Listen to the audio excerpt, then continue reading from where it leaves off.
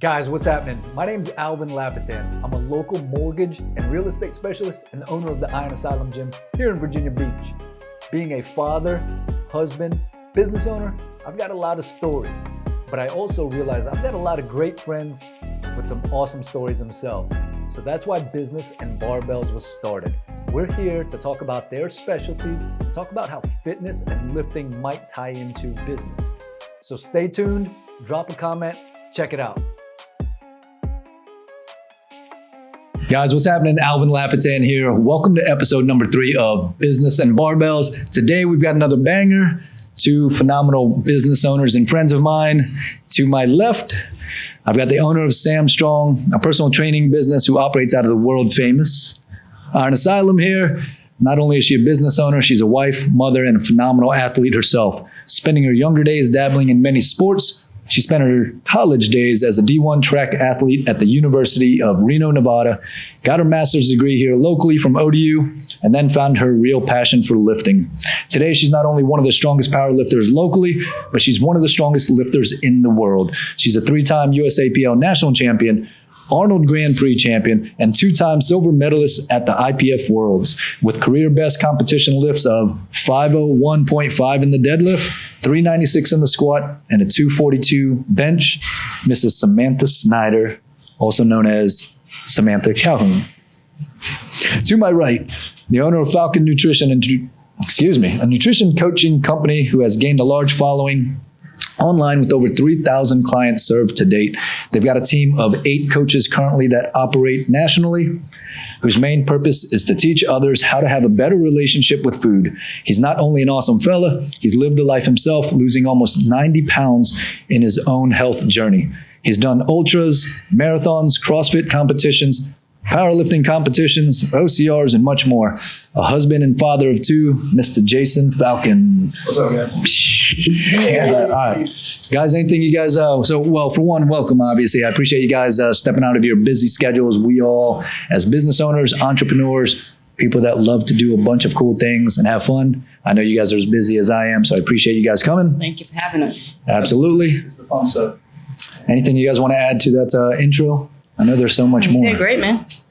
Nailed it. Jason, perfect. All right.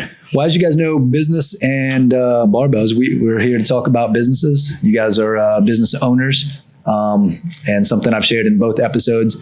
You know, I'm that guy that always pushes everybody to chase a dream, but fully recognize that not everyone is meant to run a business, right? Some of us are 9-to-5ers, and there's nothing wrong with that. So let's start with you, Sam. Tell us a little bit about your business. Go into detail a little more. And what do you tell people that you do? I typically don't say nothing because I hate getting in the conversation of I'm a personal trainer. Because then most people lead you down the rabbit hole of telling me about their weight loss, their non-existent weight loss journey and how they want to lose weight. And that's not who I am. I'm a powerlifting coach. I train clients to get stronger. So I do in-person and online coaching. I'm a personal trainer by day, powerlifting coach by night, best of both worlds. But the main goal is to train clients to get stronger and become a better version of themselves. So many clients come to me for weight loss, but they leave with much more than that. Wonderfully said. It's something that we share here, obviously, at the Iron Asylum all the time. I tell everybody, they're like, what kind of gym is that? Is it a CrossFit gym? Is it a powerlifting gym only? And I'm like, no, we're a gym for athletes that just want to get stronger and healthier, where we believe a barbell belongs in everybody's hand, right? Or sometimes on their back. All right. Jason, tell us a little bit about Falcon Nutrition. So we are entirely online. We are based here in Virginia Beach, but we have clients all over the country and all over the world, really. And we work with people with every goal possible. Grandparents trying to take their lives back so they can spend more time with their grandkids, like really adding years to their lifespan. High-level runners trying to qualify for Boston. CrossFit athletes, powerlifters, anyone and everyone, teachers, nurses. So we really don't have like a very common thing right now in business, especially. I'm sure you see it with how you coach in your business and everything. It seems like everyone's a business coach more than an actual trainer or nutrition coach or whatever now. But a big thing is develop your ideal client or like your model client or whatever. We kind of don't have one. It's worked okay so far. So yeah, well, there's so many types of people and athletes obviously that can benefit from proper nutrition. Would you guys say you guys are like life coaches? Kind of like you had, I know that's always such like a broad term, right? But I know like even through the personal trainers here, just anybody, you guys become, even the staff here, you know, you guys become therapists for those that spend 1 hour, 2 hours, 5 hours in the gym. Sometimes there are some of you that do that. And nothing wrong with that. It's great to have those kind of relationships of trust where people kind of look at you and are willing to share some of their most intimate thoughts, ideas, and all of that. Honestly, that's the business. You know, I call it exotherapy. Like, you know, yes, we exercise, we do fitness, we work out, but a lot of it is just life coaching, just making the person a better version of themselves and allowing the person to love themselves regardless of where they are in their fitness journey, you know? So it's just walking them through that process of acceptance, you know, and we do that through strength and exercise. Yeah, so I would say 100%. And I'm sure Sam hears it too, just like I have my clients telling me all day long, say, you know, the food's whatever, you're really my therapist. It's like, well, I try to help. I'm not really your therapist. Therapy is an important thing, but I think people have you know, it's do all the time, and everyone's working, and everyone's got kids, and everyone's coming and going. And so when you look at like what Sam does with strength, their hour of the day in the gym, that's their thing. So the person that they have that facilitates that is a pretty special relationship. For me, being able to, food's a little bit different, but 99% of what drives people to eat however they eat has nothing to do with food. It's the emotion. So yeah, life coach. I don't call myself a life coach, but same now. No. I was just going to say, you know, I mean, that term's kind of, it's obviously broad and kind of loosely thrown around all the time too, but but coaching an aspect of life, which, 100%. Strength, health, and nutrition obviously being huge parts of it, or should be huge parts of it. But unfortunately, for some reason, 60% of the population don't see it that way, right? Yeah. I don't know. Sam, you kind of went into earlier, one of your big goals is getting people stronger. Why is that important, right? So you get the masses, right? Most of our inquiries about personal training, I won't say, it's probably a good amount of them are always, I want to get bigger and I want to get toned, or I want to get more toned, right? It seems like that's always the goal. Nobody ever really, unless it's a power lifter specific client, which again, 90% of the people are here just for general fat loss and overall health. Why is it so important to be strong? Well, the first question is why is it important for me to get people stronger? Mainly, selfishly, is because that's an aspect that I can control, right? The hour that we spend in the gym, I have a direct effect on that outcome. Versus with nutrition, it's hard to objectively control someone's nutrition, right? The hour, 2 hours we spend together in the gym, I can control that rate of progress. You know, it may be slower or faster depending on their outside efforts, but I can play a big role in that, and I like that. And also, why choosing strength is because it's objective, right? Weight loss, sometimes the scale throws people off, you know, so they could feel good, they could look great, but they look at the scale and they don't feel so great just because the scale didn't do what they wanted to do. Right. With strength, we have so many objective measures, rep PRs, volume PRs, absolute 1 rep max PRs. We have so many ways to see progress that could, drive the client further, and how they view themselves and their progress. Gotcha. Well said. And then Jason, the nutritional aspect, let me ask this. Why do you think, what's the biggest struggle for most? Way too much information out there, and everyone's tendency to do the most aggressive thing right out of the gates because they're so desperate to change. Yeah, so you guys obviously share the same type of mentality that all of our trainers have, right? Flexible dieting, sustainable approach to it all and such, right? The fad diet. So what's in, what's out, what's wrong, what's right? By the time this goes live, it could be the next thing, right? Change. It could be tomorrow. Right. It'll change. Right now, I don't know that there's anything really new. It's all cyclical. It's what was popular, right. Popular again. But keto is forever the one that's most tossed around. No one really researches anything via science. It's all what their friends are doing. Right. Because it worked for somebody else, right? Hey, I lost 15 or 20 pounds on And the 15 and 20 pounds that they lost was just their body dumping water because they stopped taking in carbs and glycogen. Right. And all I saw was a 15 or 20. Right. They had the mechanism by which it works. So keto, 75 hard gut popio. I don't know if that's I heard that, popular, yeah. We talked about that in the last one with Andy and Paulo. Yeah. I mean, they both kind of went through the trans. I think they were in the next phase or so, which they hadn't fully started or completed yet. So we didn't get into that. We just talked about the training aspect of it. And both of them, as I understand it, is they it worked for them. They got what they needed from it. They knew going in what they want to get out of it. Most people don't do that. They're like, well, right now I'm 50 pounds overweight. I smoke. I drink every day. I don't work out. I don't do anything. So now I'm going to go work out twice a day.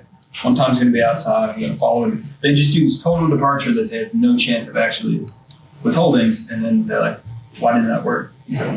How could it have worked? It was way too foreign from what you were doing. Yeah. So you kind of, the slower methodical approach, right? Kind of about it? Yeah. Layer in, I think is it Mike Israetel that he used the term minimum effective dose. Mm-hmm. Like, don't do everything you can do all at once. Introduce the smallest amount of change that will Yep. Yeah. get the response you're going for, and then just keep doing that. Makes sense. Too many people go too hard, too fast, right? Even kind of like in lifting. Yep. Even in the Burn out. lifting aspect, it's crazy. Like, well, obviously with us being in the gym setting, how many people are novices or think they're intermediates, or some of them even being intermediates, but truly still novice to the knowledge aspect, come in here and they're not even competing for a meet, but they're doing 1 rep maxes pretty often, every other day or weekly or something. And we've got a member in here who seems to, and we had a discussion with one of our members actually, because Trey was like, yeah, he feels like a squat like every other night. I'm like, what do you mean? Have you guys talked to him about it? He's like, no, he just like maxes out and then has to dump the bar. And I'm like, no, you guys need to go talk to him and find out why and get him some right coaching and stuff like that. So that's funny. And did he take Trey's advice? I don't know. I haven't followed up. So Trey's out sick today. So unfortunately, a little under the weather. So Can I add one more bit? Sure. I always think in analogies because I learned that way well, and a lot of people I work with do. But I was driving yesterday down Round Hill going home, and there was a guy running, and I'm not a good runner. I've run a lot of races and a lot of long races, but I didn't run track at the collegiate level, so you can probably chime in, Sam, if I say something that's wrong. But what people do with diet is the same way that new runners, I think, get to the point of hating running, because this maybe he was doing a speed workout, but I don't think he was. But he was overstriding. He was landing with his heel strike, and he was landing way out in front of him.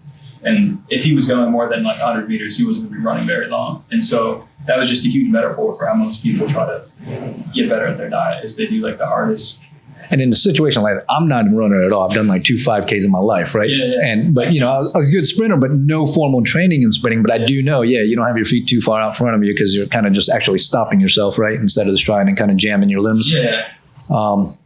But I will say real quick to any runners out there, I love seeing you guys out there. You guys are motivating. There's a lot of runners, people that just do running. But I love it. In my neighborhood, every time I leave, I've got a loop that's a mile long. Yeah. So we get a lot of people. But internally, I always give you one of these guys in the car. So keep up the running. That was my favorite part of COVID, was everyone getting back outside. I love people outside, yeah. It was so cool. Dude, me too. All the hiking, all the mountain biking, just doing anything outside. Sam, we're going to chime in and say something there? Yep. Gotcha. All right. So with you guys both being business owners, something I'd like to know is it something that you guys always knew was going to happen? Kind of what we talked about a little bit. I don't know if that was off camera, about, how some people are built, again, business ownership or to work for someone else. I didn't know. And thankful for you, you gave me the opportunity to do so, and I'm so grateful. Yeah, so my main goal, we'll say you carved that opportunity yourself and obviously earned it and stuff like that, but yes. But my main goal always growing up was to be independent and live life on my terms, and being a business owner allows me the ability to do so. Cool. Jason, was there a aha moment for you? Or?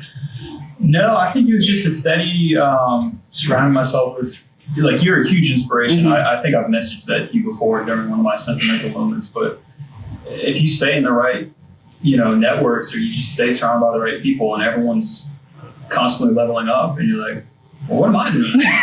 Seriously though, yeah. Yeah, you get pushed. It's something that we discuss all the time, those 5 that you surround yourself with. And it doesn't necessarily have to be 5. I know that numbers always seems to be it because, most people really don't need more than 4 or 5 friends. But yeah, you surround yourself with people, man, that you just want to not necessarily emulate, but you got to get those ideas from the doers and the makers, not the wanna doers and wanna doers or whatever it's called. if you look at it if not me, then who? Like, you have to be a little bit like, you have to take a risk, right? You have to leave what's safe and secure. Most of us do, to step out and start your own thing. So as long as what you're doing is like legal and you're not going to hurt anyone, like everything out there, someone created. So someone's going to create it. If you truly think that you can do right by people and honestly, it's all about just showing up. Yeah. Just showing up. If you Just show working. up consistently, and and that effort just accumulates over time, the sky's the limit. Yeah. 100% agree. If you believe you can like hang with the best of them, work ethic wise,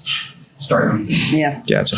What would you guys say are some of the highs and lows though of running a business? Because obviously a lot of people, just like anything else in life, you kind of see the glitz, glamour, the easy stuff. They're like, golly, Jason's always like, snowboarding at his place in snowshoe. He's always mountain biking through the woods, or he's always, on a paddle boat. And man, he must be living the life. It's either, so those are obviously the highs, and the same with you, Sam. It seems like, you get to travel all over, doing what you love. And I think these days your days are ending at like 10, 11. Yeah. 10 or 11, holy smokes. See? So that's the kind of stuff that business. But that's it's misleading. Yes. It's so misleading. So that's what I want to get into. So tell me why it's misleading. Right. So now my days around 10, 11 o'clock, I'm done for the day.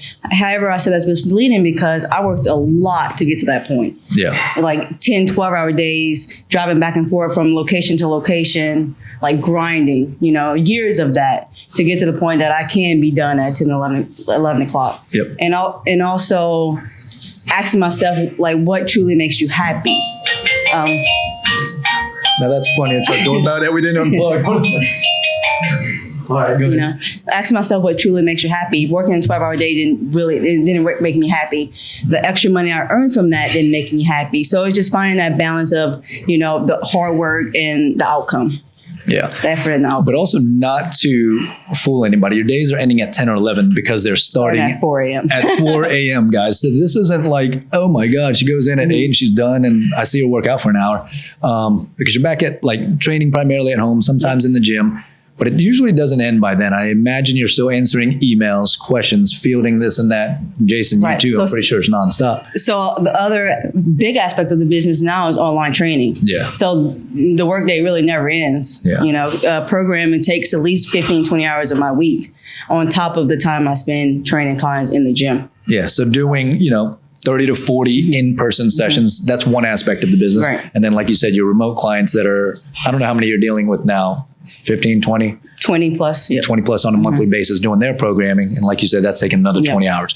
So even to get to that point, you're still, just like most other business owners I know, working 50 to 60 hours, right? Easy. Yeah. Jason, what's your day look like? That would be my answer. Well, to go back to the, because I do, man, I feel guilt sometimes going to these places. Like, they see what you get, but they didn't see how you got the thing. So like we have our spot up the snowshoe, and we get to ski in the winter and mountain bike in the summer. And so when I post pictures from there, what you don't see is me checking emails the entire time I'm coming up the ski lift. Yeah, nobody wants to post those pictures, but that's the reality. Like, they see the tip of the iceberg above the water. They don't see the massive thing that took down the Titanic. So it's very misleading. And that's that social media that, doing it for the gram kind of stuff. We all do it. Yeah. Nothing wrong with it, right? We all want to celebrate our wins and accomplishments and, the fun stuff of life. Just kind of spread that joy and love. Yeah. Cool, man. And, so for me, if I can go on that one, I actually take it as like, if you have a platform or a voice, it's like, I want people to see like, this dude owns a business, or like even my clients, like this is my coach. He's out, like he's away. He's doing something that makes him happy. We're in this grind, hustle. No, go outside. Like, go have fun. Yeah. Work is going to be there when you get back, But on that same token, I will say kind of like what you said, Sam, it took you years to develop the following, obviously your personal accolades, and then the clientele, right? So like your books for personal training have been closed for quite some time. I think you messaged earlier, you might have one opportunity or one slot. And Jason, you put in years at a different company. Right. Before deciding, hey, this is something I'm ready to tackle on myself. So they don't see all that. Even the gym, people see it as, I think a lot of people still think it's an overnight success, but we're 6.5 years. Yeah, it must be. That term, I know a lot of people hate that. And then like even in the real estate world, like I've been doing that for 16 years. Right. The networks and the people, like, and it's been great the last well, 15 of the 16 years, but super great the last like 4 years, Right. I'll say, right? 4 or 5 years. But that's what the first 10 or 11 years did for it. So no, big, awesome points there. What would you guys, well, we kind of went into the high, well, a little bit of high, low there about the business ownership. What do you guys absolutely hate about it? So not absolutely hate, but as far as the business aspect, it's hard balancing when to tell a client, hey, you're wasting your time and your money. Like, you're not getting the value you should be getting because your effort is not there. And you've said that to clients. Yeah. And obviously that's Good not for a good business move. No, it's right? At some point, though, they will look back and realize you were right, and they will appreciate that out there. Because as a business owner and a coach and athlete, that doesn't make me feel good knowing that you're not getting the full value for your time and your money spent. So in a case like that, how do you flip their switch? Or You don't. no, yeah, some people you can't, right? And they're like, yeah, I agree, and they'll still go through the motions. Eventually something come up in life financially that'll finally make them step away. It's a good characteristic of any business owner, though. You got to be honest with not only yourself but your clients. But you guys, as coaches and trainers, obviously have to be motivated to work with people too. And it's like I can get it. You don't just want recently, I've had a client that I was meeting in person twice a week, and she was also doing programming. And for financial reasons, she couldn't meet in person anymore. And she said, "But I still want to do programming." And I said, "Well, you haven't been doing the programming thus far." Are you talking about Amy? No. I'm just Like for you guys on camera that don't know this, she's gonna kill me. That is my wife, but she knows I'm kidding. That's 3 disclaimers. No, her effort is like phenomenal. Yeah. But You're beautiful and strong. So just letting you know. Excellent. Yeah. That's for the world to know. But she wasn't working on her own. Like, she'll show up during our time, but on her own, she wasn't getting the workouts in. So, and I told her, like, what's the point of you going to online only? Like, yes, I'll get paid for it, but you're not going to do it. Like, I'm telling you, you're not going to do it. I mean, prove me wrong, please. Yeah. And first week was good, and then slowly, Kind of fell off. but those habits are already there. Yeah. And they're Gotcha. not just going to magically change. That's unfortunate. It's so unfortunate. Or like the people that you see so much potential for, and then you're like, my God, you could be so great at whether it's lifting or something else. Like, I've had so many sit downs with people that I thought would be phenomenal in real estate. And I tell them, give them a couple tips. And it's usually go read Rich Dad, Poor Dad, go listen to at least 10 episodes of Bigger Pockets, and then get back to me and let me know that you're passionate about this. And the two that I've given that to have not. And I know these could be like heavy hitting producers that would make a tremendous impact, tremendous financial impact. But it's unfortunate. You can only do so much. Jason, you got a low part of business ownership. What do you struggle with or dislike? Yeah, hate is a strong word. Probably the same, just said a different way. There's many days where I wish we were selling a product, like a really nice baseball bat. And as long as we had the best production, best quality control, we know that 100 baseball bats are going out the same. We sell coaching services and like the support and the accountability, but we can't ultimately control what they do with it. And so we're also very referral driven, very word of mouth driven. Like, we really don't market. Everyone pretty much historically that we have referred by another client. So we're blessed to not have to market. We're cursed in that if someone signs up with us and does absolutely nothing and tells all their friends, man, these are the worst coaches ever. Yeah, you're right. So it can be, that can be frustrating. And then you're also kind of handcuffed because God forbid you get, I've never gotten a bad review, now I will. Later I will. But then it's like, it's just a court of public opinion. And what are you going to do? So these are things I stress over that probably never happen, but I would define that as the... Yeah. But to his point, I have also recently have a client, and say six months to a year ago, she may complete 1 week of training in a 6-week span. Like, very inconsistent, but still pay. Going back to the other discussion, she finally stopped, and recently she came back, and she messaged me and she was like, "Thank you so much. I killed my purity. It was all because of you." And I'm like, "No, it's not. You had the same game plan 6 months ago. Yeah. You change. The game plan hasn't changed. Your effort changed. It's because of you that the results of your PRT has skyrocketed. There you go. So I'm not the same coach to every client because every client's not the same. It's going to ultimately be their effort that drives their progress. Well said. So for you slackers out there, no. But the reality is, it's anything in life, right? You just give some effort, man. In this day and age of entitlement and, I don't know, different breeds, different times. It's really interesting when you... And that's not saying everybody, obviously. So, No, yeah. I know what you're saying. It's really interesting. I'm sure it's happened to you as well. I've had people sign up with me, do exactly what I just said, like do pretty much nothing, ghost me. I'll follow up, like, hey, we doing this thing? Nothing. And then 2 years later, they came back, and like historically, they're one of my best clients ever. So you don't know what's going on behind the scenes. People have the best intentions, and then whatever happens, and then life cleans up a little bit, lends itself to actually doing the thing, coming to do the thing. So speaking about clients, those are some of the struggles. Obviously, I know we all deal with a bunch of phenomenal clients too, though, right? I mean, otherwise we wouldn't be doing what you guys love to do. Tell me about what's a good story about one of your proudest accomplishments, either as a coach or something like that. You want me to, so that one's really difficult because I feel like it's going to trivialize anyone other than who I teach. I'm going to share it too, and I guess it'll point to how two different. I don't have to name them, do I? No, absolutely no. Two different guys, both over 50, that weighed over. One weighed over 500 pounds when we started with me. One weighed over 450. We got both of them into the low twos, and they knew how to stay there. It wasn't a fluke. It wasn't a how long until the rebound. It was they were genuinely they cut their body weight in half. They're there, and they've been able to sustain it for how long? How long these?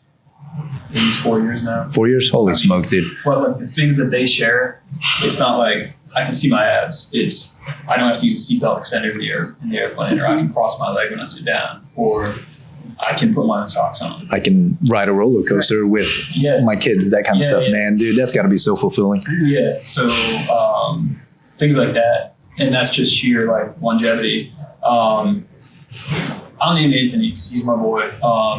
I was just at his race last weekend. He was a former left tackle, maybe right tackle. He was a college football player. He's one of the tackles on the O-line. When we met, he was over 400 pounds and pretty sedentary. Young dad, kind of like me. Wasn't really doing a whole lot activity-wise. And now in June, I crewed him at a 50-mile ultra marathon, and last weekend he ran a 100-miler. So just dude, that's insane. Stepping off the sidelines and back into life, it's pretty damn. That's something not only insane for him because of that journey that he's gone through. That's just insane for anybody, right? To accomplish something like that.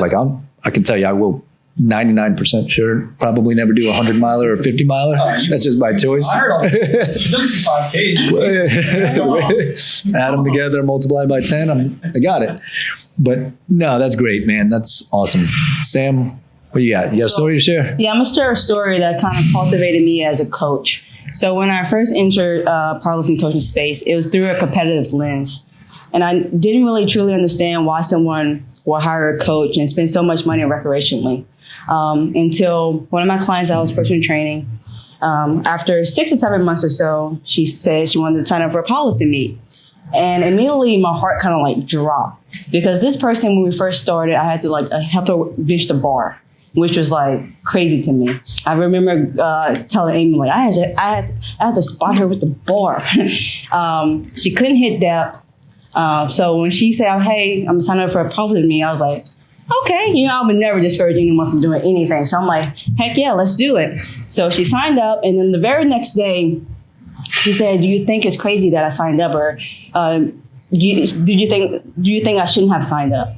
And I was like, well, as long as you know your why, as long as your why is clear, see no problem with it. And she said, why not? And I was like, why fucking not? Why not? That's right. It's so simple, but so it was effective. So powerful because just her signing up for that meet changed everything. Well, one, she had due diligence. She had a coach, right? She was already committed to 3 or 4 days in the gym. She was already doing what she needed to do even before she signed up. But by her signing up, we got so focused because now we have a specific deadline of readiness. Yeah, it makes you real once you get something on the calendar. How experienced were you at that point? I think that was actually maybe my first or second meet coaching clients. Gotcha. Yeah, so I was green. Yeah, so still new to you. It's still new to me. So to take on that, like I said, at the time she wasn't even hitting depth in the squat. That's what I'm like, oh, okay.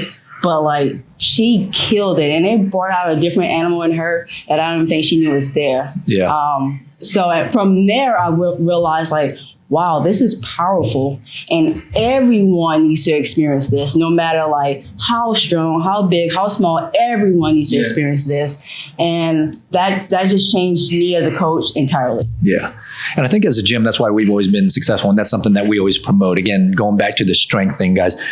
And I will say it over and over. I might have even said it in prior episode, but it's something that I say all the time. It is, you will forever be deadlifting, picking things up. You will forever be squatting, getting up off the ground. So that's why it's so important to stay strong in those, right? Yeah. So what about self-accomplishments here, guys? Tell us, what are you most proud of in anything? Anything. Could be like your third grade art project. What we got? Oh man, my kids. The kids. I look at my kids and I can cry every time I look at them. So I can feel you on that, man. Yeah, they are number one. If I do nothing else right, being dad. I see. Don't look at me with the teary eyes. I'll get teary eyed too, man. It's a conversation we as parents have all the time. Sam, you've got a young one in the household. Mm-hmm. Jason, 2 young ones. Well, one kind of girl, and and I know how that is with the girls because I'll say, yeah. Kids are definitely a great why. Yeah. Sam, what's yours? I don't have one. I don't know. I don't know what's like my proudest accomplishment overall. You know. Well, you've been on every huge stage in the powerlifting world, from the local meets to the state meets to the Arnold, which is the largest expo in the world. You've competed on that stage, and then Worlds. I mean, you get to represent Team USA. I have to say, if I have to pick a powerlifting accomplishment, it was definitely winning my first nationals because I worked so hard to get there. I came up short a couple times prior to that. So finally just winning was like, okay, whew, finally. There you go. That has to be like the highlight. All right, guys. One other thing that I like to always talk about is, how amazing, well, it's not amazing, but how it amazes me, how some people really don't prioritize their health, right? It's easy for me to say, I guess, as a gym owner and such, but I don't do it because I own the gym. I do it because I know it's part of life, right? So not to shame anyone, but we hear it all the time. People have no problem spending $5, $6 on that latte or whatever their vice might be on a daily basis, $150 to $200 a month, eating out, drinks, whatever it might be weekly. With that same cost, they could really hire you guys as a remote client or a nutrition coach. What do you guys say to that, right? What are y'all's thoughts on that? My thought goes back to Jason's original point at the beginning of the show when he said people, they try to go too hard in the beginning. So I think I got sidetracked. Let's not talk about cost. Let's just talk about time and effort. A lot of people want to know, what's the best cardio workout? What's the best this? What's the best that? And they find that they don't find enjoyment in those things. And instead of just taking a step back and just finding something to enjoy, finding a consistent routine. So even with a coach, just finding something that mesh and that someone could create something towards their lifestyle. Most people, I don't find that they don't flutter at the price. I don't have many people saying I can't afford. It comes down to I don't have time. My current lifestyle doesn't fit the gym. And I think that's a bad mentality to get into because there's always something you could do. Yeah, absolutely. And the financial aspect, obviously, it's a big burden to some, and that's understandable if you're not ready for that aspect. But yeah, I think prioritizing, right? So if you got an hour to watch TV, you've got an hour to train, if you can do this or that. I'm a big advocate for listening to podcasts while you're driving as opposed to music. Most people spend 45 minutes in their car on a daily basis. You can almost get any podcast in. Jason, what do you say to that or about it? Yes, the easy thing to do is stay where you are. It's uncomfortable and difficult to change. So to pay to have to change is that much more of a pain in the butt. So I think people also they haven't been really given reason to care. I mean, if you look at how the last 2 years played out and all the health stats and how one's body of health going into this whole thing played a huge role. There were other cases, but for the most part, it was pretty surefire. If you weren't healthy, you were considered more at risk. So, and I was guilty of that. I got serious about losing weight when I got horrible blood work back, and my doctor told me I was pretty much going to die young if I changed nothing. So, you just get to a place of comfortable and you don't want to really step outside your comfort zone, so you stay where you are and you complain like, oh, I'd really like to lose weight and I'd really like to do, cool, I know this amazing strength coach, she'll get you strong. That sounds like a lot of work, but then they stay kind of well, yeah, get stronger. Okay, there she is. No, so it's kind of easier to just do nothing but mumble rather than actually do hard things. I gotcha. So with that in mind, how do you guys convince anyone, especially like a potential client or something, your worth as a coach, right? Because again, financially, I would assume that a lot of people have issues there, right? So what do you guys tell people? I mean, like, what are they getting with you guys? I mean, we're very lucky in that, like, we're pretty much referral driven, so it's usually like warm leads, I guess you would say. It's not like, hey, I found you on the back of some mailer, and can you tell me what you do? So usually they have a pretty good idea of what they're getting into, but the question I ask people is, if you woke up tomorrow, like with the body of health you wanted, would you know what to do to keep it? And that usually that's great, leads man. them into a answer that most people don't know, because we weren't really effectively taught it like in any sort of school setting. So that combined with them hearing from someone else that we know what we're doing is usually pretty good. There you go. That's a good analogy, man. See, I wouldn't even think about that, but it's kind of like the, give somebody a fish versus teaching them how to fish, right? Yeah, 100%. Perfect, man. Sam? I'm like Jason. I don't convince anyone my worth.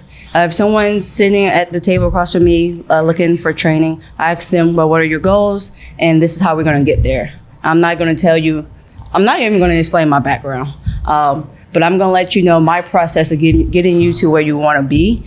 And if you vibe with that process and you feel like, you think that process is efficient enough, for your time frame, then from there, it's going to be our interactions that's going to show you what I'm really worth.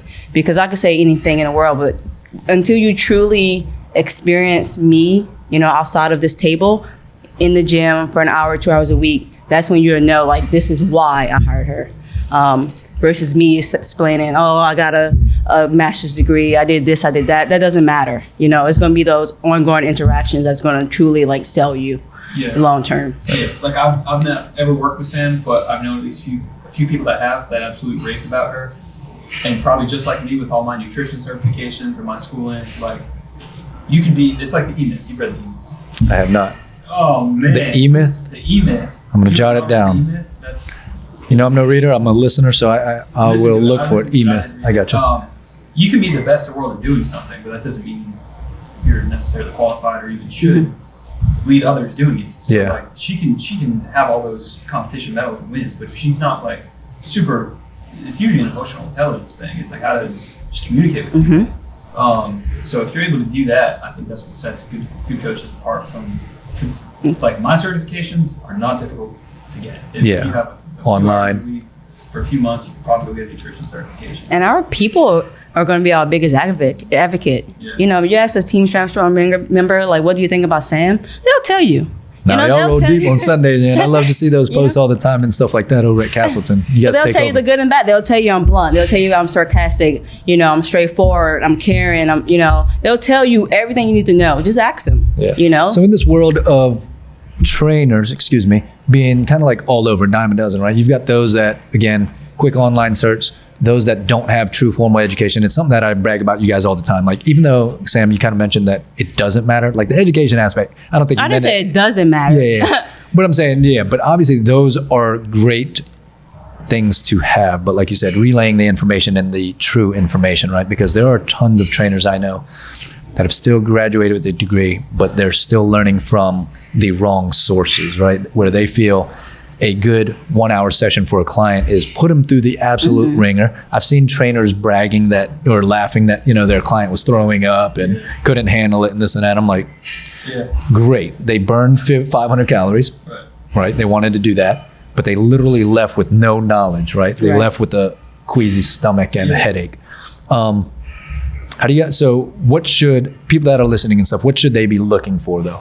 So obviously without having to get into, 8, 10, 12 sessions with you guys, what do you guys think that they should be looking for coaches or in a coach?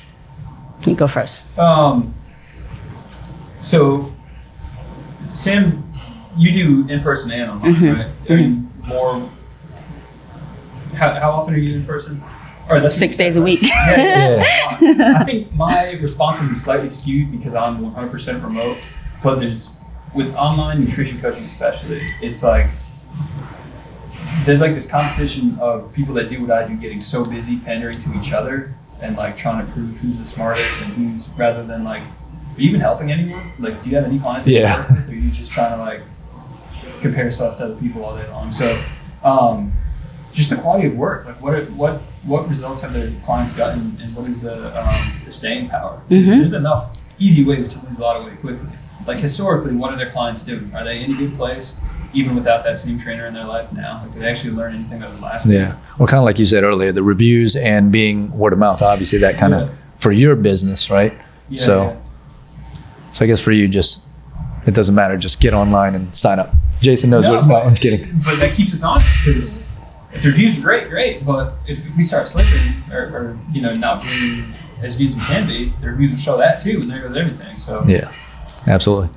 Yeah. Sam? So I'll piggyback on what I just said. I would say if someone's looking for a coach, just go ask a few of their clients, what their experience is, how long they've been with them, Even ask the coach, what's your longest client, I think with that information, their retention, how long they've been doing it. My longest client, like 7 years.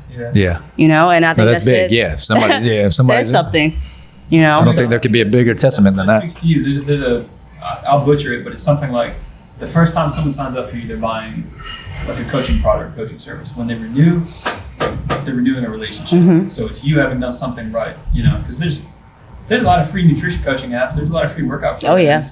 Like, you're doing something right if people keep re-upping with you. So to me, like, retention rate probably speaks the strongest, and that's what prospects might want to be looking at. Yeah. Gotcha. It's a relationship. It's like literally a relationship. Especially for myself with in-person training, you see these people 2 or 3 times a week for an hour. It's like a little relationship, And that's more time you spend with most friends these days. You know what I mean? And it's just because busy lives and all of this. You have to have a certain connection to that person. If this is going to be a long-term thing. Now, if it's a short-term thing, I think that should be known at the beginning. So you do get what you want out of it quickly. Gotcha. Makes sense. Cool. Last question I got for you guys. What's next for you? Personally, for me, my next meet is in December, the first week.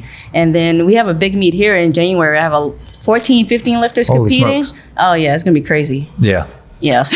January is a slim chance Norfolk will be open, very slim, but we're pushing for it. If we get it open by then, guys, Norfolk location is going to be insane for like the meets here. We'll literally be able to house like 4 platforms because we're going to have like 10 cages for warm-ups and 9 deadlift platforms and stuff like that. So we'll see. Jason, what do we got next on the? Couple races next year where I'm gonna try to hit 2 longer distances than I've run before. Actually, today was my first day starting back running with a run coach. I had surgery last month on my hand, so this was like summer cut short. Couldn't do a lot of my favorite hobbies. Couldn't run for a couple months while I've been rehabbing this thing post surgery. But next year's gonna be the year. I got a 50 miler, I got a 100 miler. Jeez. We should crazy. have some fun. See, that's crazy in the aspect of someone of Sam's size deadlifting 500 pounds. You know what I mean? So guys, everybody that's listening, these things sound so crazy, but obviously you started at, with the bar, 135. Jason, like you said, you didn't start running. Well, when did you start running? Man, I vividly remember my legs like cramping up the first time after I pretty much lost most of my weight, and I decided running seems like healthy. Let me try running. I made it like 2 mailboxes down, and both of my quads just locked up. And I remember just like lying on the neighbor's like front lawn, just looking at the sky like, God, why? I'm trying to be healthy. Like, help me out here. My legs are cramped up. So no, there's nothing about it that was easy. And not to make light of that situation, it's funny looking back, I assume. But yeah. But I'm just saying, for anybody else that's wanting to start, man, like just get started, get moving. Yeah. And don't go too crazy though, because that's when you get injured, burn out. Yeah. Perfect. I appreciate you guys joining me for episode number 3, Business and Barbells. Yes. We'll have it out soon. Appreciate you guys. Continue dominating what you do. Yes, thank you. Thank you guys. Cool. Cut.